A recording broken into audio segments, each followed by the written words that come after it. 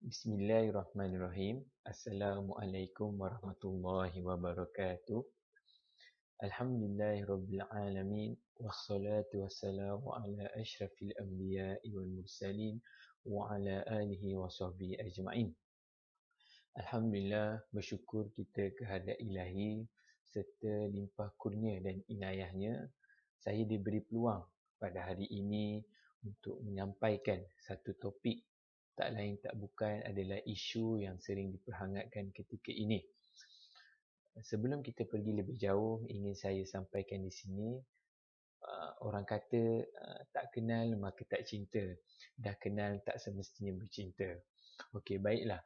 Nama diberi Muhammad Nur Fitri bin Ahmad, selaku pegawai psikologi UUM, Universiti Utara Malaysia, dan dalam pada masa yang sama saya sedang menyambung pengajian dalam sarjana kaunseling.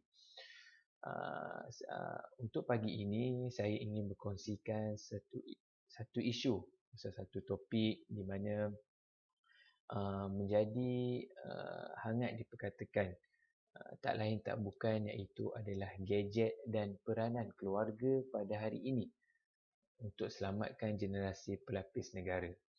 Okey, seperti yang sedia maklum, generasi Alpha pada masa kini adalah generasi di mana sangat dekat dengan gadget, dengan peralatan peranti teknologi. Okey, kalau kita lihat pada zaman sebelum ini, dikatakan pada tahun 1990, tahun 2000, gadget ini adalah satu alat komunikasi yang digunakan hanya untuk berhubung melalui panggilan dan juga melalui mesej. Tapi untuk makluman tuan-tuan dan puan-puan sekalian, pada ketika ini gadget adalah salah satu alat telekomunikasi yang sangat-sangat rapat dengan generasi Alpha. Yang saya katakan dengan generasi Alpha. Saya sendiri adalah generasi X, tahun 1990-an. Zaman saya pun dah ada telekomunikasi ini. Okey, kalau kita lihat seperti kata-kata Saidina Ali Karamul Wajhah, dia mengatakan bahawa didiklah anak itu mengikut peredaran zaman. Jadi maksudnya di sini peranan ibu bapa, peranan ahli keluarga adalah sangat penting untuk mendidik anak-anak pada masa kini dengan lebih rapat, dengan lebih mendalami dan dengan lebih memahami lagi bagaimana cara untuk mereka memahami apa yang berlakunya pada masa kini. Okey, baiklah. Okey, kalau kita lihat teori psikospiritual Al-Ghazali yang diasaskan oleh Imam Al-Ghazali, dia mengatakan bahawa setiap manusia ini mempunyai 4 komponen pada dalam diri masing-masing. Iaitu komponen yang pertama adalah akal, yang dapat membezakan antara hak dan batil. Dan yang keduanya adalah nafsu. Dan yang ketiganya adalah jiwa. Dan yang keempatnya adalah roh. So di sini kita dapat lihat bahawa teori psikospiritual yang diasaskan oleh Imam Al-Ghazali ini adalah untuk melihat adakah tingkah laku yang dilakukan oleh manusia pada masa kini berasaskan 4 komponen ini. Adakah selari dari segi akalnya, dari segi nafsunya, dari segi jiwanya dan juga dari segi rohnya. Okey, kita berbalik-balik pada isu utama yang saya ingin kongsikan, iaitu mengenai gadget dan keluarga. Okey, baiklah.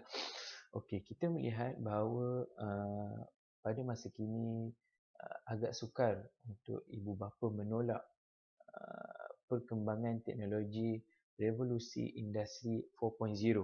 Saya ambil isu yang berlaku di Malaysia ini. Okey, baiklah. Kalau kita lihat macam seperti yang saya ada ingin kongsikan bahawa negara yang mempunyai indeks keharmonian keluarga yang paling tinggi adalah negara Switzerland. Okey, kalau kita lihat, kita nampak di sini bahawa negara-negara barat mengamalkan konsep kekeluargaan yang paling tinggi. Cumanya persoalannya di sini, adakah negara-negara di barat menolak isu teknologi gadget ini? Okey, baiklah. Saya mengambil maksud, okey, baik kita lihat Okey. Perkembangan teknologi digital pada masa kini adalah besar pengaruhnya. Malah dalam pada masa yang sama, ia harus diterima dan tidak mahu kita sendiri ataupun ibu bapa sendiri ketinggalan. Okey. Gadget. Apakah dimaksudkan dengan gadget? Gadget adalah menggambarkan perkakasan teknologi. Okey, kalau kita lihat gadget ini diistilahkan oleh pakar-pakar teknologi, bermaksud alat peranti teknologi yang sentiasa dikemas kini, sentiasa diupdate, sentiasa diperbaharui, atau lebih bertepatan adalah dalam pada masa yang sama, gadget ini adalah boleh dijadikan sebagai sumber rujukan untuk mencari informasi, untuk mencari teman, untuk mencari bahan-bahan rujukan, untuk mencari apa sahaja berita tanpa secara paparan, secara berhadapan, iaitu secara kertas, dan semuanya diterjemahkan secara alam maya. Okey, baiklah. Kalau kita lihat generasi alfa pada masa kini, memang tidak dinafikan bahawa seawal usia 2 ke 3 tahun sudah pun memiliki gadget ataupun telefon bimbit sendiri. Okey.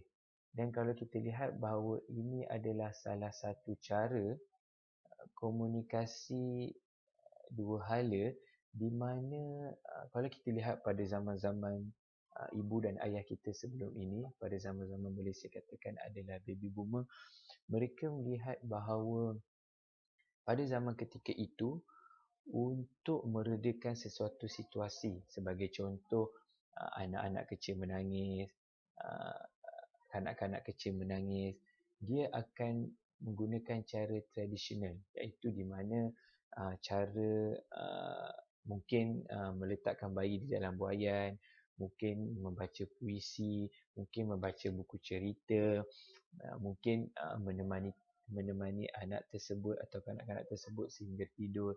Akan tetapi kalau kita lihat pada zaman kini, ibu bapa yang mempunyai anak pada generasi alfa ini, iaitu generasi selepas generasi Y, X, Y, Z and then alfa, mereka melihat bahawa gadget ini adalah salah satu komunikasi memujuk secara moden, di mana berbeza dengan komunikasi memujuk secara tradisional, di mana anak-anak pada masa kini apabila sudah sampai ke peringkat ingin memiliki apa yang kawannya memiliki, so maksudnya di sini akan timbul salah satu tanggapan oleh ibu bapa, di mana ibu bapa berasa anak mereka mempunyai kebolehan, macam contoh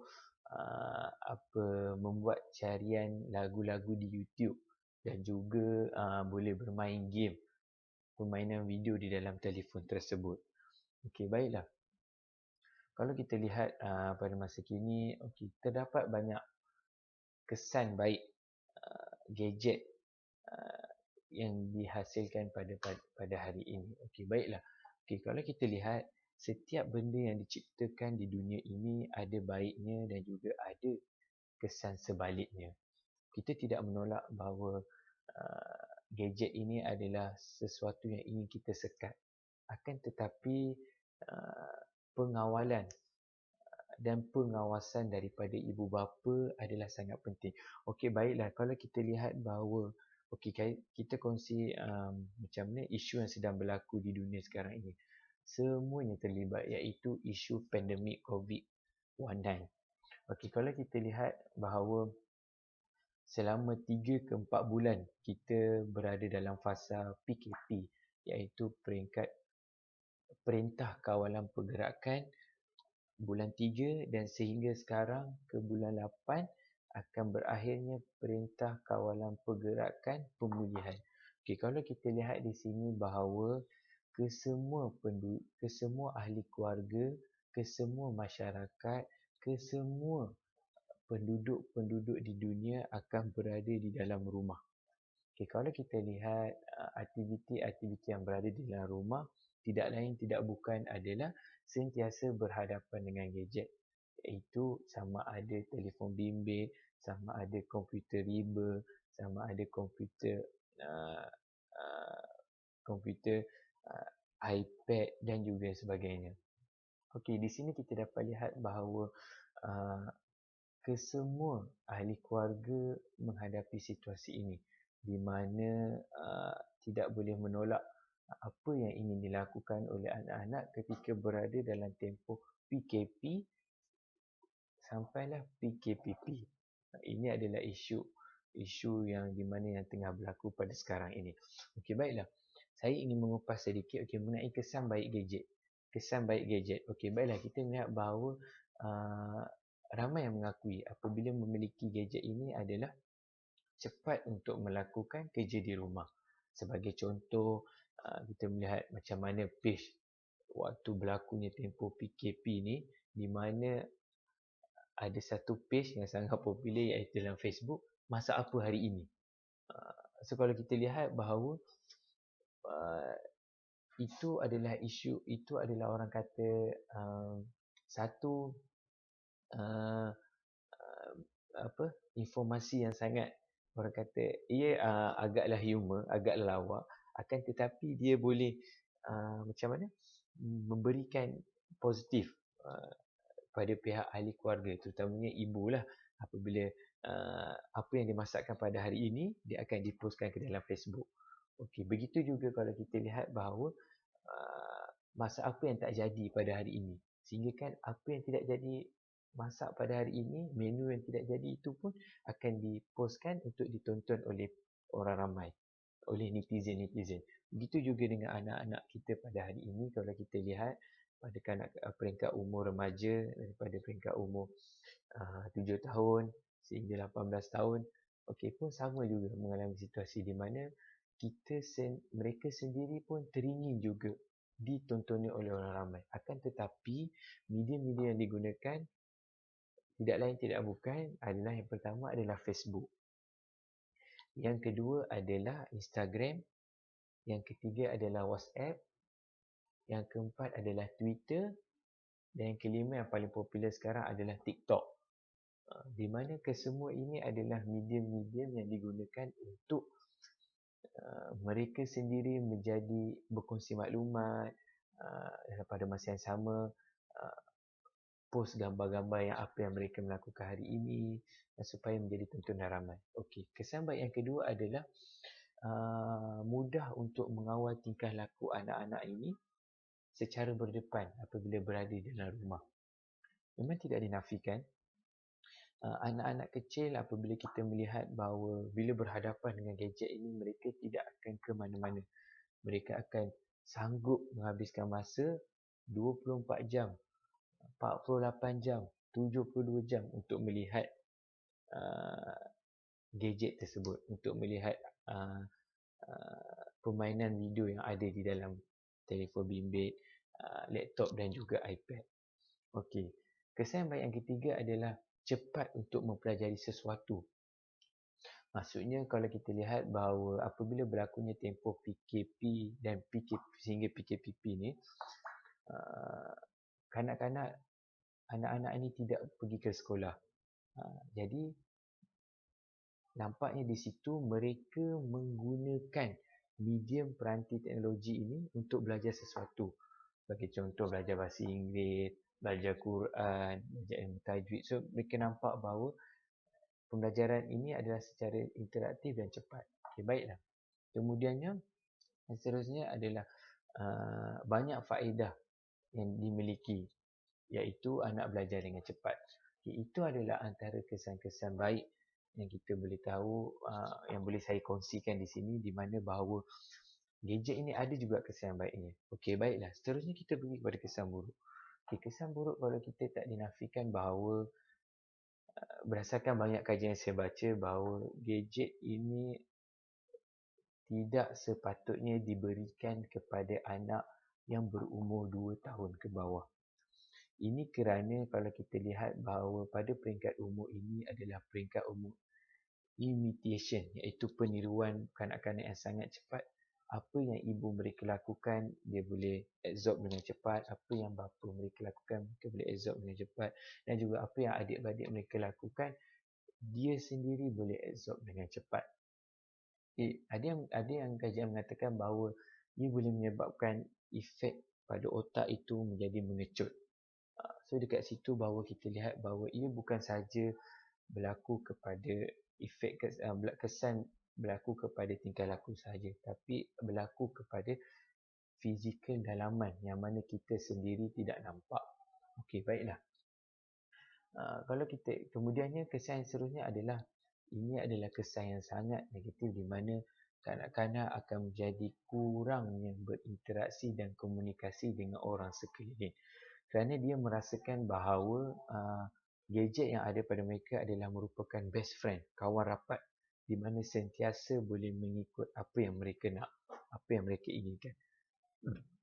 Sebagai contoh, apa yang direkodkan sebagai contoh dalam TikTok, iaitu video di mana tingkah laku dirakam, ini kemudian dan pada masa yang sama memberi sense of humor kepada kanak-kanak atau anak-anak kecil itu, di mana mereka melihat, oh ini adalah gelagat diri mereka, so jadi suka.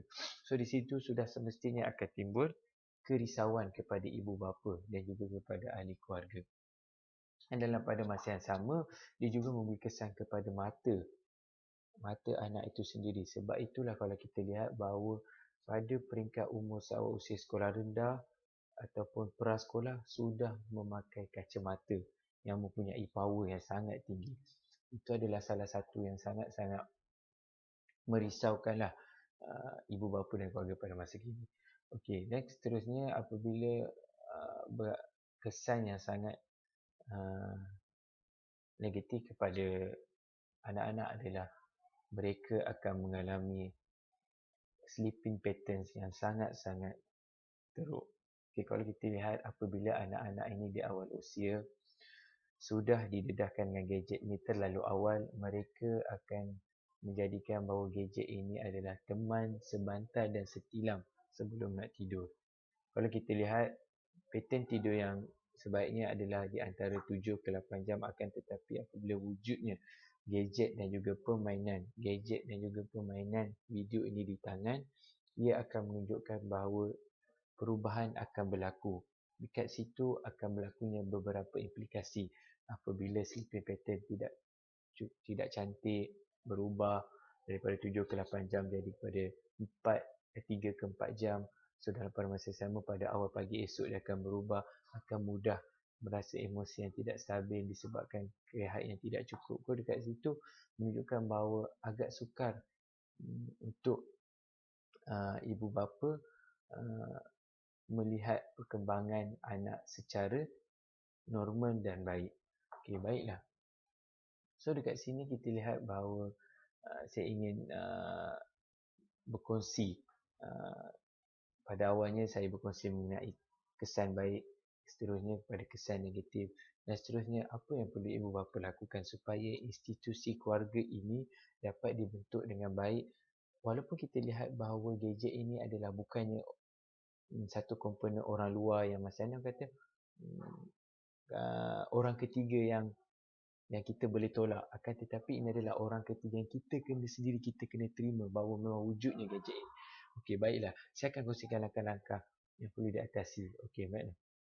First kali adalah ibu bapa perlu memahami setiap fungsi, willing untuk mempelajari fungsi apa yang ada dalam gadget itu, dan kemudiannya menerangkan kepada anak-anak apa fungsinya secara baik dan apa fungsinya secara sebaiknya. Sebagai contoh, ibu bapa sendiri kena memahami apa itu Facebook, apa itu Instagram, apa itu Twitter, apa itu WhatsApp dan apa itu TikTok. Mempelajari dan dalam pada masa yang sama bersama-sama dengan anak menunjukkan, okey, maksudnya kita ada, okey, maksudnya Facebook ini macam mana cara gunanya, Instagram ni macam mana cara gunanya. So maksudnya menyelami dan mendalami serta memahami supaya anak-anak ini faham bahawa okey, so maksudnya benda ini dia sebenarnya bagus, tapi dalam masa saya memerlukan pengawasan yang baik. Okey, kita memang tidak boleh menolak bahawa anak kita untuk tidak memahami gadget ini. Okay. Yang kedua pula adalah kena mengikuti pengembangan masa mereka ni. So maksudnya mereka mestilah ingin mencari maklumat dalam internet, dalam YouTube, dalam Google, dalam Wikipedia. So maksudnya kita perlu ikut supaya bila dah sampai satu peringkat umur yang matang, mereka akan dapat mengkelaskan, mengkategorikan mana yang baik, mana yang buruk, mana yang sebaliknya. Okay, dan yang seterusnya adalah memang kita kena meletakkan pemantauan masa yang cantik. Supaya dekat sini kita dapat lihat bahawa ibu bapa berasa secure apabila anak-anak mereka dah mula memahami gadget tersebut dan bagaimana cara untuk gunakan dan juga masa yang ditetapkan. So dekat sini kita nampak bahawa ada 3 komponen yang sangat penting. Macam saya kaitkan pada awal sesi saya tadi, iaitu mengenai teori psychospiritual Al-Ghazali. Dia melihat bahawa sebab dalam manusia ini memang komponen-komponen 4 yang saya kongsi itu adalah sangat penting. Dalam masa yang sama, Imam Al-Ghazali juga meletakkan bahawa ada 4 sifat, iaitu sifat malaikat, sifat kebinatangan, sifat syaitan dan juga sifat jahat. So dekat sini kita lihat bahawa hanya satu sahaja sifat yang baik, iaitu sifat malaikat, dan ketiga-tiga ini adalah sifat yang mana sangat bertentangan dengan diri kita. So dekat situ memang amat sukar untuk kita mendidik supaya ibu bapa dan juga ahli keluarga dapat memahami bagaimana cara untuk menggunakan gadget ini. So saya melihat bahawa teori psychospiritual Al-Ghazali yang diasaskan oleh Imam Al-Ghazali ini adalah satu komponen yang jelas di mana bagaimana dia melihat manusia ini akan bergerak selari dengan 4 komponen itu, iaitu akal, nafsu, jiwa dan juga roh. So apabila selarinya ke 4 komponen ini, maka akan melahirkan satu tingkah laku yang selari dengan Al-Quran dan Sunnah dan juga dengan hadis. Sebab apa yang diasaskan oleh Imam Al-Ghazali ini adalah berpandukan Al-Quran dan hadis. Begitu juga sifat yang dinyatakan oleh Al-Ghazali, iaitu 4 sifat tersebut, kita lihat bahawa memang tak dinafikan 3 lawan 1. Sifat malaikat akan bertentang dengan 3 sifat kebinatangan, iaitu sifat haiwan, sifat syaitan dan juga sifat jahat. Okey, baiklah. So, dapat saya simpulkan di sini bahawa ahli keluarga tidak boleh dan tidak boleh sama sekali, saya tekankan di sini, menolak gadget yang ada pada masa kini. Dan pada masa yang sama, ibu bapa juga perlu memahami penggunaan gadget ini supaya dapat diterjemahkan kepada anak-anak supaya mereka cepat untuk memahami sejauh mana baik dan buruknya gadget ini. Memang tidak dinafikan seawal usia 3-4 tahun sudah dihadiahkan gadget. Itu memang kita tak nafikan. Okey. So maksudnya dekat sini apa yang saya kongsikan pada hari ini sedikit sebanyak dapat memberikan ilmu yang hanyalah sedikit secubit saja daripada saya untuk saya kongsikan, dan apa yang saya sampaikan, dan saya minta maaf jika ada terkasar bahasa, tersalah tutur dan kata. Akhir kata saya ingin ucapkan generasi yang kita ingin didik pada masa kini adalah generasi yang akan memimpin kita pada masa hadapan. So akhir kata daripada saya, terima kasih. Assalamualaikum warahmatullahi wabarakatuh.